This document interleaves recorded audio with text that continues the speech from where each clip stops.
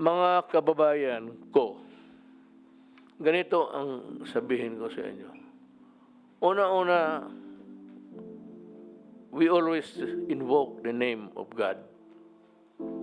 I thank the Lord for guiding the brains of other races, other than Filipinos.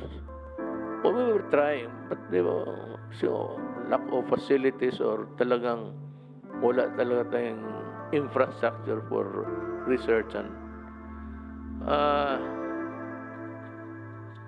meron akong bakuna. Ang hingin ko sa inyo ganito, magtiis lang kayo ng konti dahil nga sa hawaan. Ngayon marami na ang nahawa. It's because yung iba ayaw ninyong magpapigil.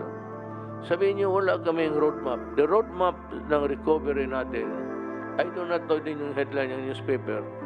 Sabi ko ngayon, ako nagbabasa ng newspaper eh. The roadmap, if it's about me, I do not read. Duterte, where is your roadmap? Hindi nga kami maka-roadmap because we were talking about the budget. Ito ng gabing ito. Hindi kami makaano ng, I could not have uttered a single sentence about roadmap to recovery. Kasi ang una talaga niya, ang medicine. Now, sa Mayroon na, except for the authorization, yung i-distribute na, at yung final approval, distribute na sa mga opisina niya dito, Pfizer, Moderna, for the public. I promise you, by the grace of God, I hope by December, we would be back to normal. Huwag ninyo yung new normal. Kasi sabi ko nga noon, pag-umpisa natin, hintayin lang natin yung vaccine. Hintayin lang ho ninyo, by December, kung makatiis kayo, kasi kung lalabas rin kayo, matamaan kayo, patay rin eh. Ang mayroon ng kasasabi ko nga, kaya ako saludo talaga ako sa Chinese. Kaya iba dyan, sige kayo daldal. Ang unang makuha nga natin siguro from China, Sinovac, China, Phase 3, Emergency Authorization, pati approval. Sinopharm, China, sa Wuhan pa, doon galing yung so this day. Sinopharm, Beijing, Moderna, nasa stage 4 na sila.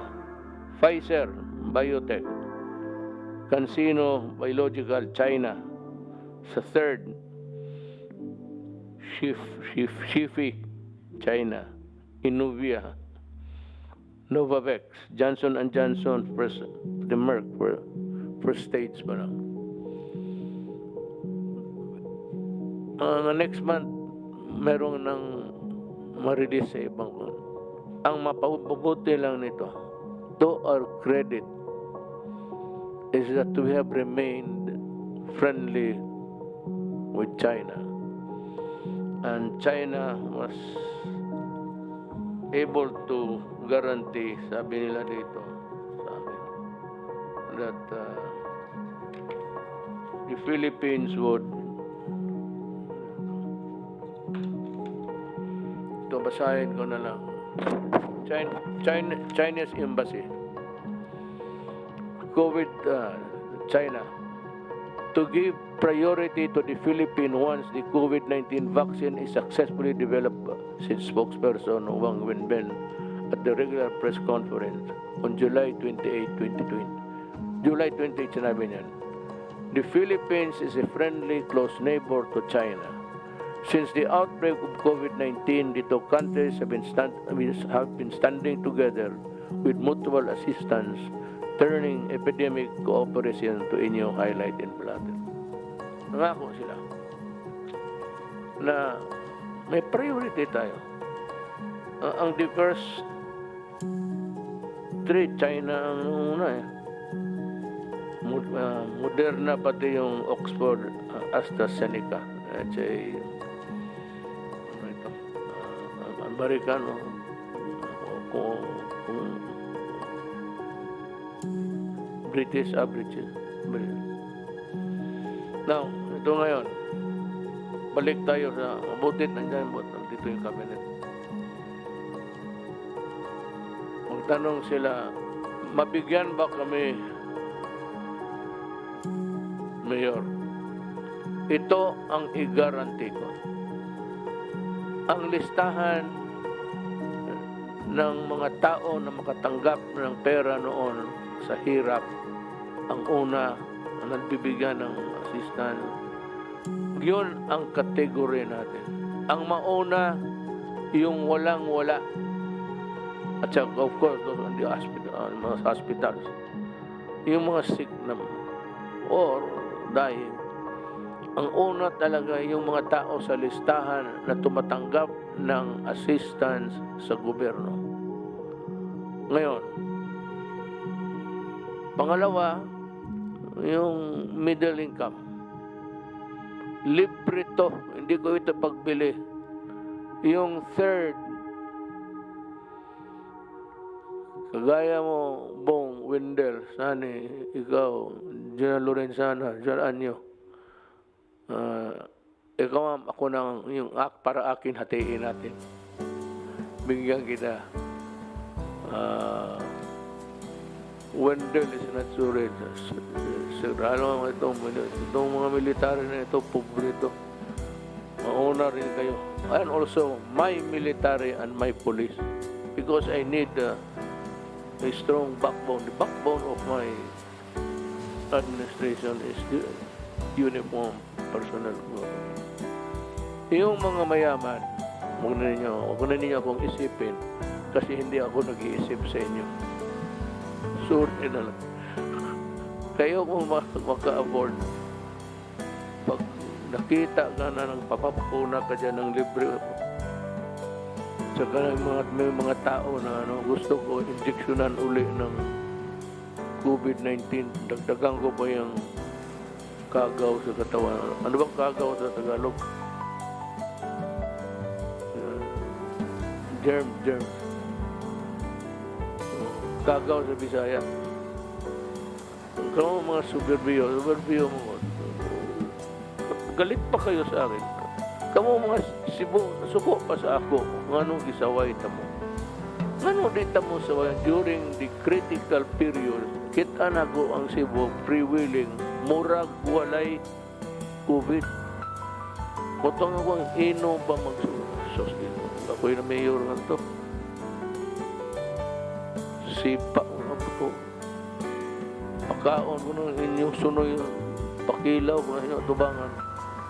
Eh, tingnan mo, Cebu, ang spike ng Cebu, taan. Na ito ngayon, sabihin ko sa inyo, kung tiis-tiis lang kayo, nandyan na eh. Nabi ko, yun ang pinagdadasal ko sa Diyos.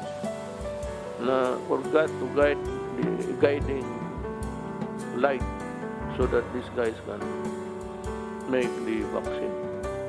Yun ang distribution. Ano yung listahan na tilungon ng gobyerno? Sila ang mauna. Yung mga upper income, bili na lang kayo. Libre to.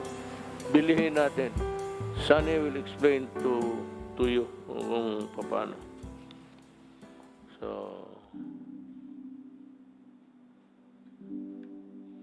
almost by December, tapos to lahat. As fast as we can. Ngayon, sino ang bigyan ko ng trabaho na yan? Kasi ganito yan. Nandito na yung bakuna, tatanggapin ko yan. Sino pabigyan ko? Ibigay ko sa barangay? Ang barangay captain. Hali kayo. Sabihin niya sa leader niya. Yung si kapitan, wala yan, hindi nagtulong. Bahala na mamatay na yung barangay niya. Mamuliti ka, unahin niya, siya, mayaman na, ako muna. Hindi yung mga kalaban niya politika, hindi mabigyan. Yung ayaw niya, hindi mabigyan. Ngayon, sino ang magdala nito? ah,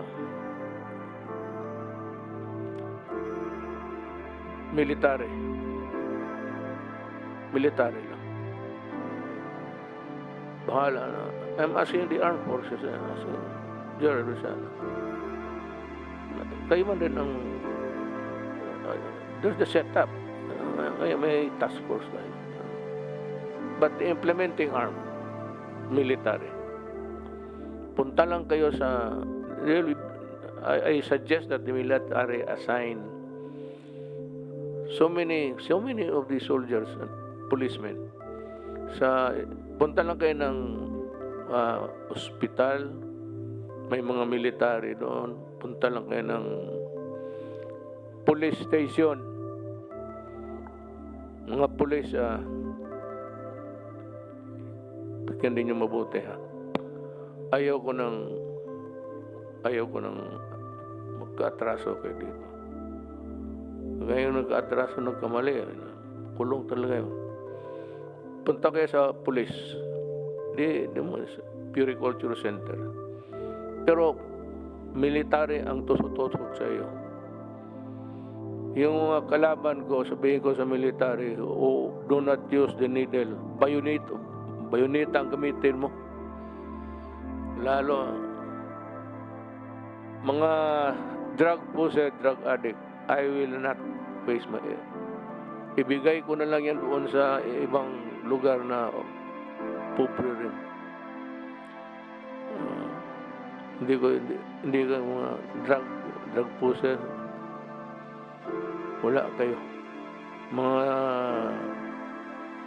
may listahan yung ano niya. Hayaan mo.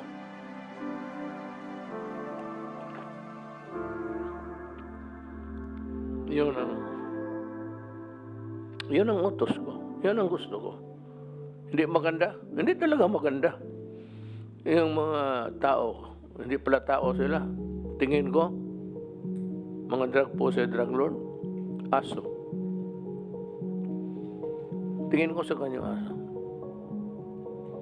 Hindi ako magtulong sa inyo. Sinisira ninyo yung Pilipinas. Pinapatay ninyo yung tao. So, we'll hear Sunny talk about dalawa. Kasi ang tinatanong ng anong gusto ng tao, sabi na, marinig lang nila kung anong plano mo. Wala pa akong plano kahapon kasi ngayon lang ito dumating eh. Itong balita sa vaccine. Yung ilan, yung kompleto na talaga. So Sunny will talk about it, where to get the money and how to go about going out of post-COVID Philippines by December. Sunny, and you? Po, thank you. May balita ko ngayon na in development na yung mga in advanced development na yung mga bakuna, the inoculation. So, as you mentioned tatlong pharma companies from China at saka one from Britain at saka isang from the US, di ba, are already on the third stage. At mukhang this might be approved by their FDA by around October. Yeah, October the trials will finish daw. And so before December, most likely ma-approve na po yung ng mga FDA nila, yung Food and Drug Administration. So when that happens, ang Department of Health ang mamili kung anong tamang bakuna bilhin. Ngayon, ang may financing plan ako kami dyan. Ang estimate ng Department of Health, we will need to vaccinate for free a minimum of 20 million people, di ba? So I don't know if it's one vaccine or two shots though. So we need 40 million vaccines doses, 40 million doses. So 40 million doses times roughly $10 per dose, di ba? Is $400 million or roughly 20 billion pesos. Ang plano ho namin is we will use yung Philippine International Trading Corporation na under sa DTI na bumili nitong bakuna. The ones chosen by the Department of Health. Tapos ite-turn over ho ito sa Department of Health para magamit nila sa mga poorest of the poor muna. Yung first lowest 20 million in our country. So once that happens, the Department of Health now will put in their budget to pay this $400 million or roughly 20 billion pesos. And we can pay that over maybe 2 or 3 years. So babayaran lang nila to the financing company, which is Land Bank and DBP. So kayang-kaya ho ng DBP at saka Land Bank i-finance itong purchase ng COVID virus of about roughly mga 20 billion pesos. So we have a plan and we can execute it as soon as the Department of Health chooses which vaccine or vaccines they want. Baka you'll choose several. So certainly by late this year, if it's available, we can already buy it. So it should be available for free to the lowest, to the poorest of the poor first in this country. So at $10 per dose, that should be around, siguro when they sell it, siguro mga 500 pesos per dose, or roughly 1,000, or maybe including the service and the transportation, siguro mga 1,200 pesos per treatment. So that's totally available. The financing is available for this program. Once the vaccine is available, I'm sure the economy now can be fully open and we can start not the new normal, the normal life. We can go back to the normal life now. Sir, could you run us through, breeze us through with how the economy can recover? You just use the bold lines. Opo. The economy actually is already beginning to recover. Ang estimate ho namin, we hit already the lowest part of the economy, which was April, May. Yun ho ang pinakamababa as we can see. So it's already picking up now. And we are going to be seeing a pick up in business activity as we go on. Actually, it's already starting to pick up already now. We have a few problems. Among them, number one, yung transportation. Kailangan we have to have more transportation available. We have to encourage people also to start spending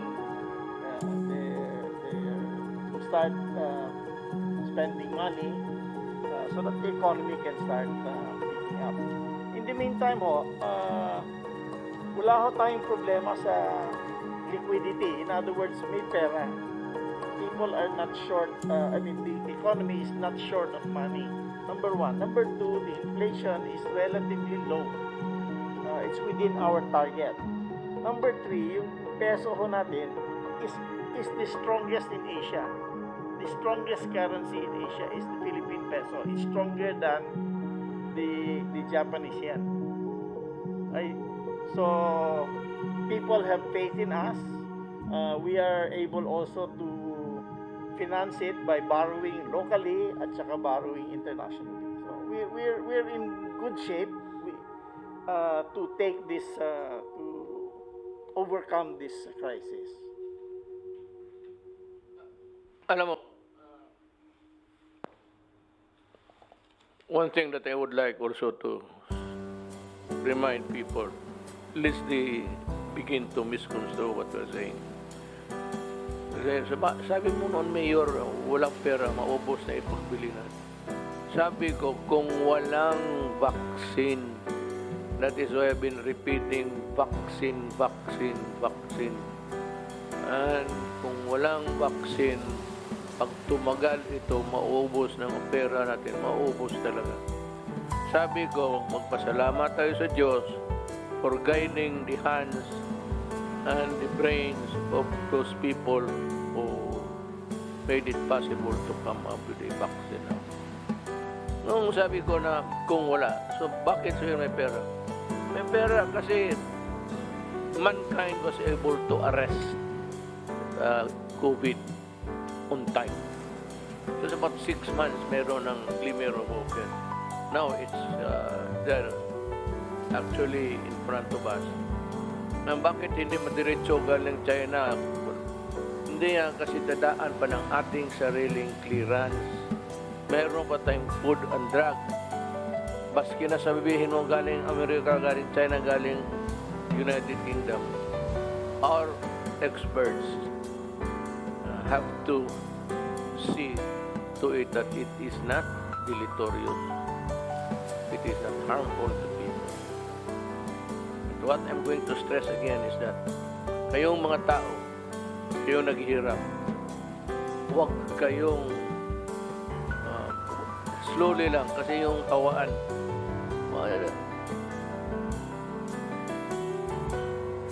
Ito lang. Kasi kailangan ninyo, alam ko kailangan nyo magtrabaho. Yung ano lang kayo ito yung bili nito. Can we buy? Tapos kunin ninyo sa military camp. Magbili ako, bigay ko sa military kay Secretary Lorenzana. Punta kayo sa kampo, pangalan ninyo, address. Yan lang kailangan ko. Kailangan address. Tapos non-user of drugs. Kasi user ka, sabihin ko, sorry, wala kang bakuna, mamatay ka ng pakialam ko sa buhay mo. Galit ako sa inyo eh. Yun. Ang recover natin is normal na because I said, we were able to arrest. Not us, but mankind or the Chinese, Americans were able to catch up with the COVID. So, napaiksi yung ating fears at ang ating lahat na pagdudusa. So, we are not going back to inyo normal.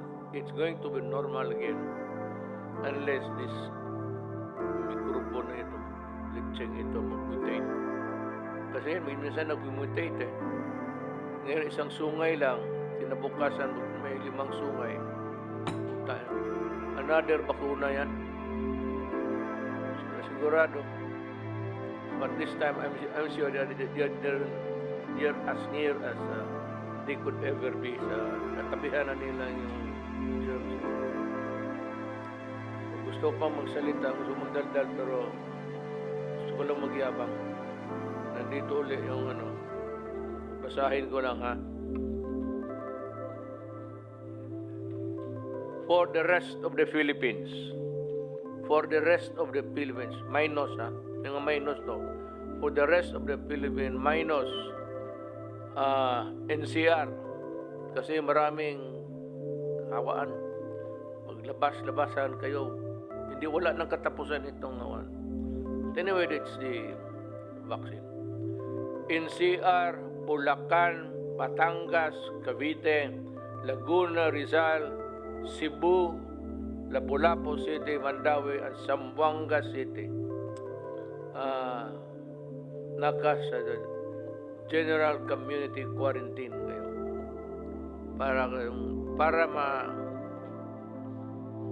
Para ma-sure din yung purgatorio ninyo. Kasi kung maghawaan na naman ito, walang katapusan. Then, ang problema nito, sabihin mo, Ano ba ito puntang inang Duterte na ito? Akala ko pa may vaccine. Nandyan na nga. Kaya lang dadaan pa ito sa mga proseso, lalo na sa atin. May batas eh. They have to be approved by the FDA, Food and Drug Administration. Ngayon, kailan? Well, as soon as possible. Pagka sabi na, parang ministerial na yan, madali na yan, tingin na lang. Ngayon, yung may baka sa production, minsan may mga, anong tawag nitong yawa na ito? Itong lagyan sa medisina. The siren would be the, ano itong, what do you call this, sir? Yung bayan. Yung mga bayan ng walang laman, i-reserve yan sa mga drug addict. Hangin yan, putang ina kayo. The rest of the Philippines, modified general community quarantine. Itong mga sinabi ko mga Philippines, tiis muna kayo. Yun lang. Not Philippines, okay na. Modified general community. Kunting ingat lang, huwag do not mix together and observe itong distancing, the distance rule. Yan lang hingin ko sa inyo. Pero huwag kayong matakot. Hindi ako nagyayabang. May bright tayo na finance secretary. May military ako na maasahan ko. Ang hindi ko maasahan niya, nagbibili tapos nababalato pa. Sabi ko na nga noon eh. Alam nila, before na sinabi ko na ito sigurado, same story. Hindi bigyan yung kalaban, hindi bigyan kilala, suluhin ng lahat. So sabi ko ito ngayon, military. Nearest camp, nearest police station, may mga nurses yan. And volunteers, I am asking, yung mga nurse na walang trabaho, total, bakuna na ito, hindi naman ito may COVID. Basta mag-mask lang kayo. And of course, gloves. And ito, tingnan mo itong binigay na. Tingnan mo ha, pag ginanong ko, alcohol. Yan. Kaya ako, kanina pa ako, sige, naglalaro ako, nag-enjoy ako na parang sprout eh. Yung nanonood sa atin, alam niya, kanina pa ako, gano'n.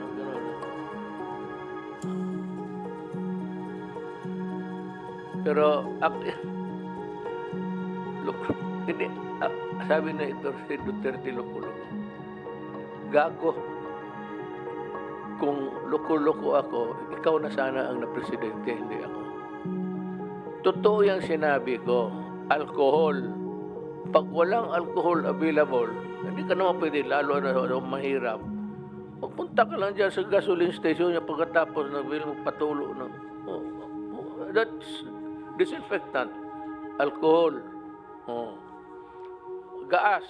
Yung ginagamit yung gas magpatulo ka lang just to disinfect. Ang akala naman itong mga buang na nagsabi sa akin, Duterte, para sa inyo ang hindi nakakaintindi, sa totoo lang, hindi ako nagbibiro. Totohanan yun. Akala ninyo nagbibiro lang ako. Pero sa totoo, hindi rin ako nagbibiro. Kayong mga you try to go inside my brain. Yung walang iba, ano ang gawin niya?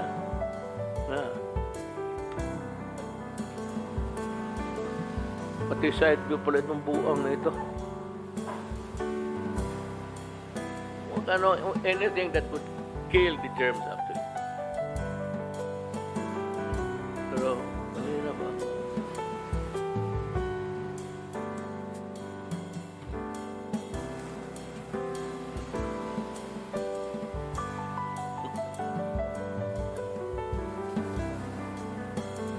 Let us hear, Secretary. Education is, malapit na ang D-Day mo. So, you can, as a matter of fact, the next meeting, we will decide on the actual date of how to open the schools.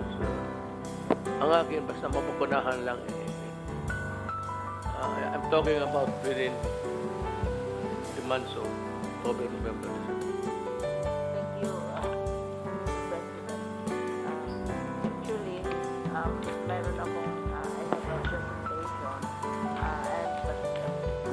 in the light of the good news that has been presented by Secretary Rodrigo, this is very good news for education. Kasi, alam mo, Secretary Sani, ang impact sa downturn ng economy is largely because of the sa education. So we thank you for your statements during the SONA, emphasizing the blended approach. And I'd like to report, Mr. President, that as of July 30, 22.3 million learners na ang nag-enroll, on the assumption that classes will start on August 24. Pero blended learning ito, Mr. President, walang face-to-face. At ang kagandahan sa news ni Secretary Dominguez, mag-i-increase ang enrollment sa private sector dahil right now, 31% ang medyo maliit na enrollment sa private sector ay galing sa private sector. Ang public sector, 92% na. So in spite of all the fears, COVID and the economy, enrollment is still going on. Ang assumption nila ay August 24 kasi nag-enroll yung mga bata at parents August 24. At saka na-achieve na namin ang target enrollment na nagiging goal natin. Now, sinabi natin na may conditions na sa limited face-to-face. This will be on tama-tama, Mr. President, sa announcement ninyo at saka sa announcement ni Secretary Dominguez kasi ang schedule natin for face-to-face learning will be in 2021. Pero very strict ang health standards na dinidemand natin. So, dito, Mr. President, in the meantime, kung mag-start tayo ng August 24, ay kayang-kaya natin mag-start on August 24 sa blended learning na approach natin. Kasi ilang buwan na, nag-aano na tayo, nagda-dry run na, nagsa-simulation na sa lahat ng mga districts using the different approaches. Halimbawa, Mr. President, 345 na districts, regions ang nag-dry run. Prinactice na namin ito on August 10. I-launch natin ang opening ng school year, pero praktisado na ito kasi trinayran namin anong itsura kung radio, anong itsura kung TV, anong mangyari kung online o platform, anong mangyari kung modular. So I will take the last 4 minutes of your time, Mr. President. Papakita ko sa inyo dahil you were very attracted to the idea of radio-based teaching and learning. So mayroon kaming dito. Can I show the video? The 4-minute video. Sinubukan namin ito sa isang IP community. Talagang from beginning to end. Marami na all over the country, lahat na regions pinapractice na so that by August 24, handang-handa na talaga tayo sa isang IP community in Mindanao o sa isang baryo. I really am proud to have you in the cabinet. Anyway, basahin, that's what I do. Kung man trabaho sa araw, I read all of this. Sige na lang, we will dispense with the rest of the, Yes. Okay lang. Itong no special, basahin mo yung kondisyon? Opo, Sige, yung conditionalities po para lang po sa Metro Manila at saka sa Region 4A. Bagamat gaya po ng sinabi nyo na ang kaso ay mataas pa Taas. at marami pong nahuhospital, ito po yung mga conditionalities para sa ilalim po ang sa GCQ o Metro Manila at ang Region 4A. Unang-una po, magkakaroon po ng strict localized lockdown, ECQ sa mga barangay kung saan merong 80% po ng mga kaso at ito po nga mga lugar na po ito ay ipapaalam natin sa publiko through publication. Magkakaroon po tayo ng stringent enforcement of minimum health standards. Ito po yung hugas kamay, suot ng mask at social distancing. At pagsuot na rin po ng face mask. 4 na po ngayon ang ating minimum health standards. Ng face shield. Magkakaroon po tayo ng massive targeted testing, intensified tracing po, at saka quarantine ng mga close contact. Ang magandang balita po, meron na po tayong 10 million testing kits na gagamitin na natin doon sa mga lugar na lockdown po ng mga barangay. At ang Department of Health po ay nasa proseso na pinapilot po at pinoproseso yung tinatawag na pool testing, kung saan ang isang testing kit po ngayon, dati ginagamit lang ng isang tao, ngayon po pwede lang gamitin ng 10 tao. So ang 1 milyong testing kits natin, pwedeng matest ang 10 million, simula na po yung proseso ng validation ng Department of Health. At inaasahan po natin na yung pilot studies ay gagamitin po natin sa mga localized na mga barangay na na-lockdown. Kinakailangan po lahat ng nakita natin mga positibong kaso ay i-isolate po natin at magkakaroon po tayo ng mahigpit na pagsunod dun sa implementasyon ng tinatawag natin offline kalinga, kung saan yung mga positibo po na walang sariling kwarto at walang sariling banyo sa kanilang mga bahay ay dapat magpunta po sa mga isolation centers ng national o di naman kaya ng local government. Para naman po maibsan yung di umano'y kakulangan po ng mga hospital beds dito po sa mga wards, isolation at saka sa mga ICU beds, ang totoo po, hindi naman po tayo nagkukulang. Kaya nga lang po, ang mga gobyernong hospital, nag-allot lang po sila ng 30% ng kanilang bed capacity para sa COVID. At ang mga pribadong hospital ay nag-allot lang po ng 20% ng kanilang bed capacity para sa COVID. Ang gagawin po natin para po sa mga government hospitals, itataas po natin yung bed allotments para sa COVID from 30 to 50% po ng kanilang capacity. At ang mga pribadong hospital naman po, itataas po yan from 20 to 30% ng kanilang hospital capacity. Yung ating treatment SAR po na si Yusek Bong Vega ang siyang magpapatupad nito. No? At magkakaroon din po tayo ng one hospital command system na nakatayo na po ang tanggapan sa Metro Manila Authority para po maging systematic po yung pag-alat ng mga kwarto o mga kama sa mga nangangailangan. Kinakailangan po yung mga LGUs magsabi po ng kanilang mga datos sa tinatawag po nating COVID Kaya platform. At ito po yung ating automated program na ginagamit ngayon sa monitoring po hindi lang ng kaso, kundi po yung critical care capacity na tinatawag natin. At saka yung iba pang mga datos na kinakailangan natin para sa epidemiologic and surveillance unit. Now, ang mga impormasyon po na kinakailangan i-submit ng mga local government units, yung daily trend of active cases, number and percent of population, yung cases in community isolation facility as against po sa health facility at saka dun sa mga nasa bahay lamang, yung percent of close contact traced and percent of contact in quarantine, number and utilization of community isolation beds, at saka po na-meet na po yung health system capacity target and utilization, at saka yung COVID specialty investigation and report. Kinakailangan din po na ang mga LGUs ay magsubite ng kanilang detalyadong mga plano sa strict enforcement ng minimum health public standards para po sa kanilang mga priority areas at mga barangay. So, ang Regional Interagency Task Force po ang siyang pinalaga para po ma-monitor ang kanilang health system performance, capacity, and strict compliance po sa surveillance, isolation, and treatment protocol. Now, lahat po ng mga probinsya at mga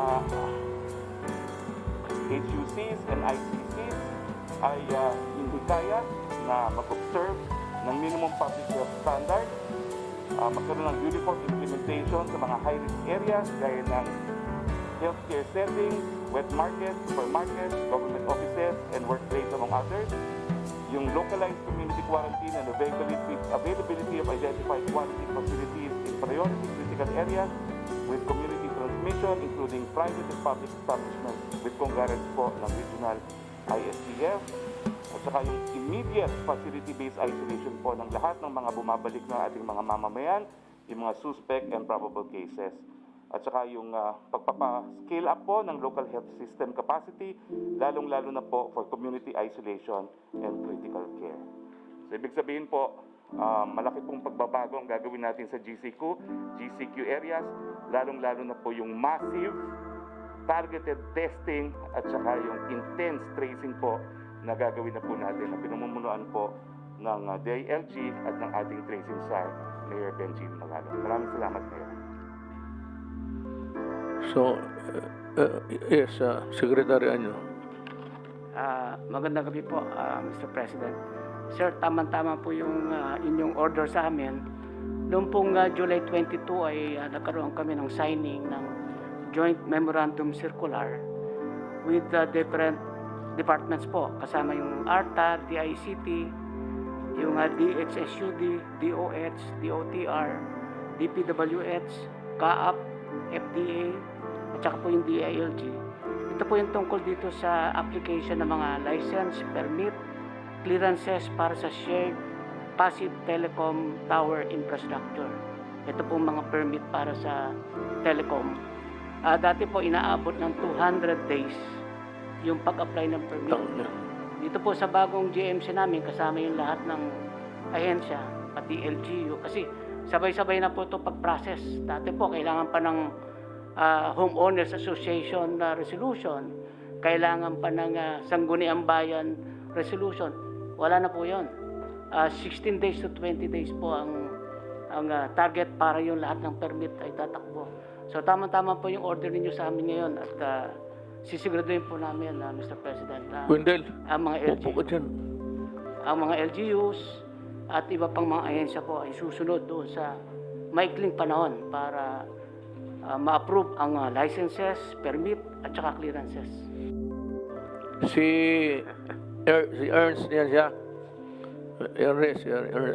Ernst ang tawag namin.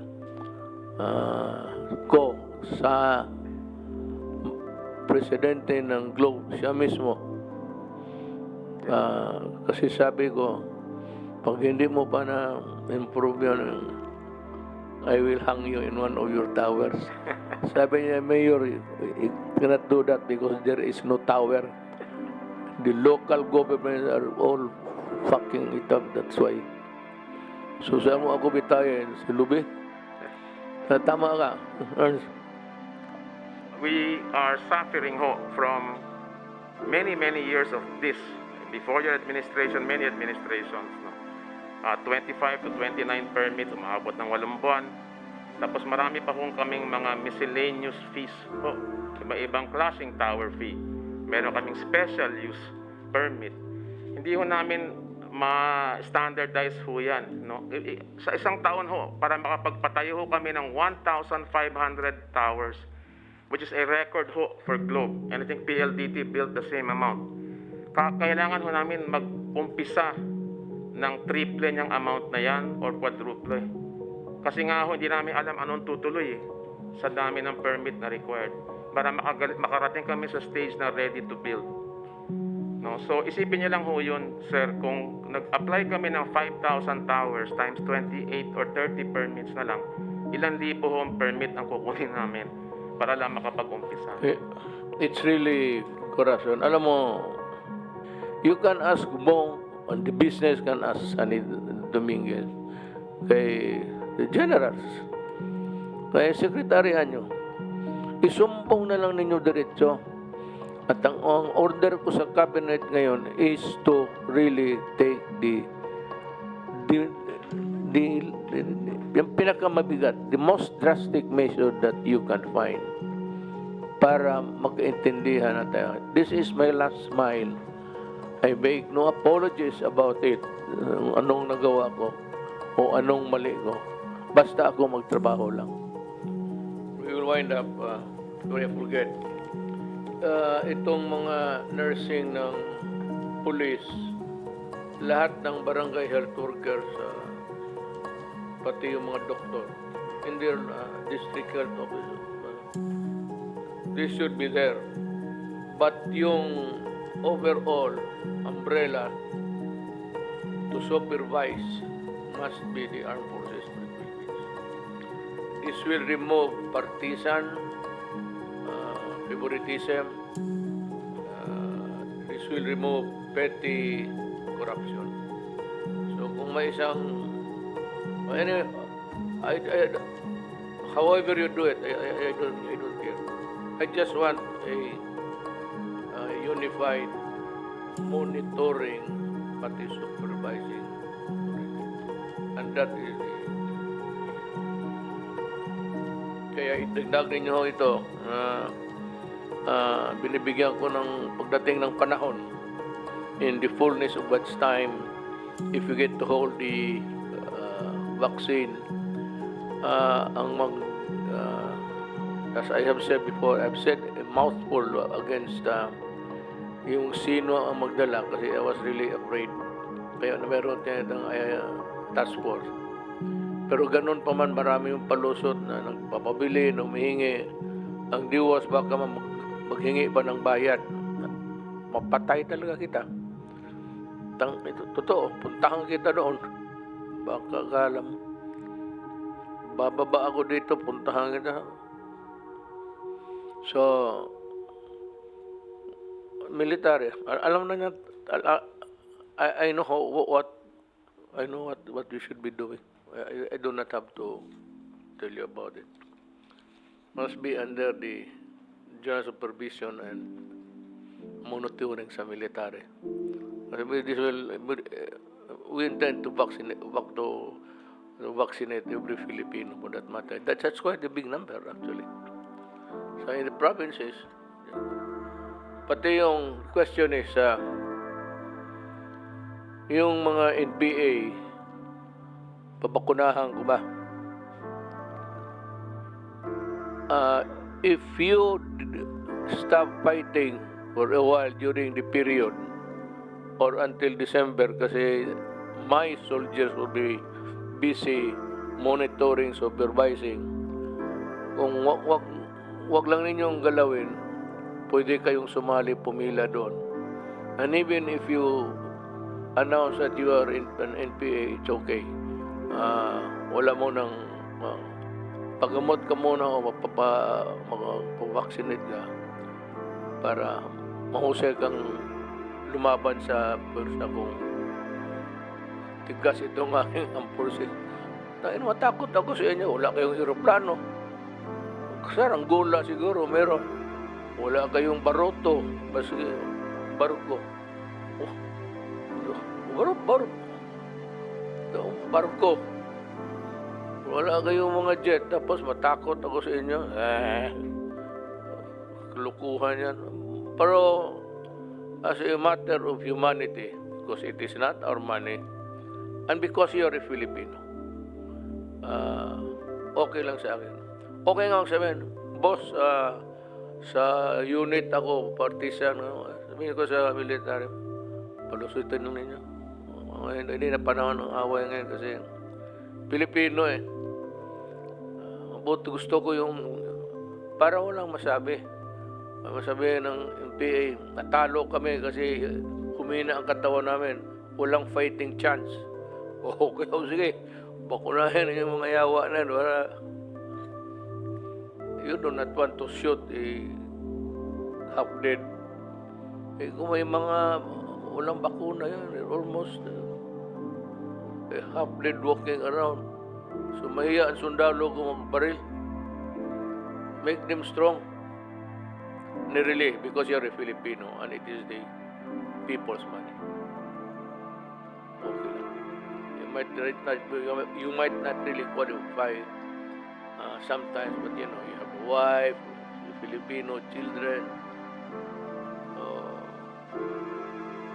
Let's put one thing at a time. Hindi natin pagsabayan yung hatred, Huwag lang ninyong galawin ang military ko. Huwag ninyong galawin ang sundalo ko. Wala kayong mauna sa akin. Pag hindi, pahirapan tayo. Kayo, sasihin ng mga tao na hindi sila bakuna. Tsaka kung ma-identify kayo,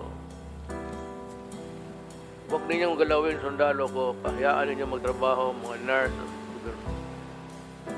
post-COVID na tayo mag-away ulit. Something like, hindi ito unilateral. I'm just telling you, stop it. Just stop it. And allow the normal process of helping the country. Go ahead. Okay?